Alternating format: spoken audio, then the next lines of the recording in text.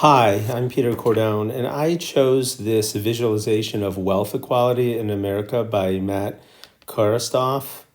I posted this to Slack at the beginning of the class, and I think it does a great job of illustrating the wealth inequality that exists today.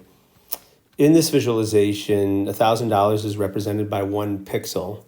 So it is using area, the channel of area, to illustrate different levels of wealth and then comparing that to Jeff Bezos. So we start to scroll here, and you can see Jeff Bezos is worth a lot of money.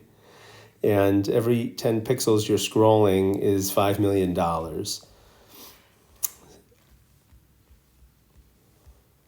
And we can see we're scrolling, and I'm on an iPad, and then he shows the amount that we've scrolled through in the bottom left.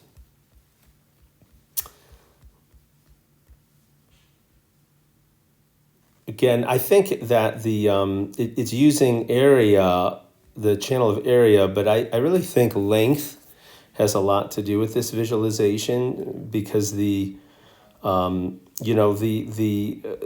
amount of wealth, the area that you need to represent Jeff Bezos's wealth is rather incomprehensible when a pixel is $1,000, and it does use area here. You can see average pay of an Amazon worker, but some of these bars, it's interesting to house every homeless veteran. When we compare the length of this rectangle to what we're scrolling through, I think it really does a great job of illustrating that.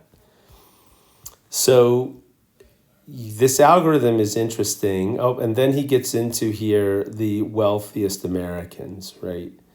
And I thought this was also very interesting to put some of these enormously wealthy people in contrast to Jeff Bezos.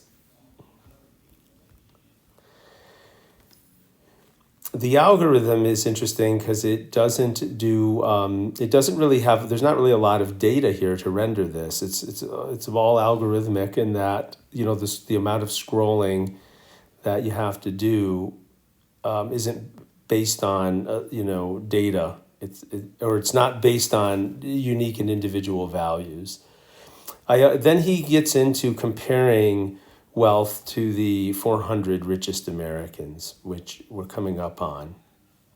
So here we have 3.2 trillion, and you can imagine. And I'm on an iPad, by the way. This is a lot harder to scroll on, a computer with a mouse wheel. So then he uses this icon chart. He starts to use other graphics to illustrate, the disparity. Here he does an icon chart, 400 people, and the bottom 60%. Right. So the 400 richest Americans have more wealth than the bottom 60%. We would have to scroll a long time there.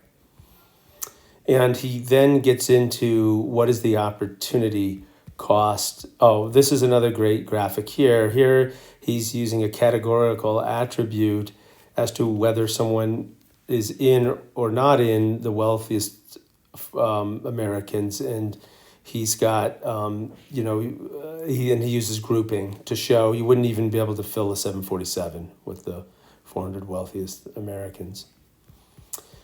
And then he talks about the opportunity cost, and he uses pie charts to do that. I thought it was interesting because some of these pie charts, I think if seeing them in the context of this illustration of what 185 billion or 3.2 trillion dollars is for the top 400 Americans adds more meaning to them. I think if I saw some of these pie charts by themselves without this experience, they just wouldn't be as meaningful.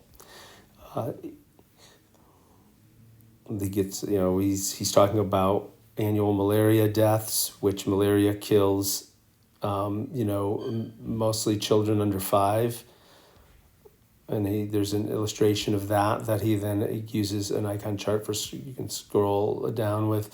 And he talks about other opportunity costs. And at the end here, he offers a pie chart of what, I'll leave it for you to go through the rest in the sake of brevity, but what all of these initiatives that would be of social good if we had done all of them, they would still account for not even the totality of 3.2 trillion. So I thought this, you know, it's a minimalist in that it used, it used not a lot of what we've learned from the class, but I thought it used it very effectively. And it is on the downside. This is time consuming to go through. It requires a lot of interaction by the user, but I think that really also is what makes it very effective as a visualization. And I hope that you enjoyed my chart.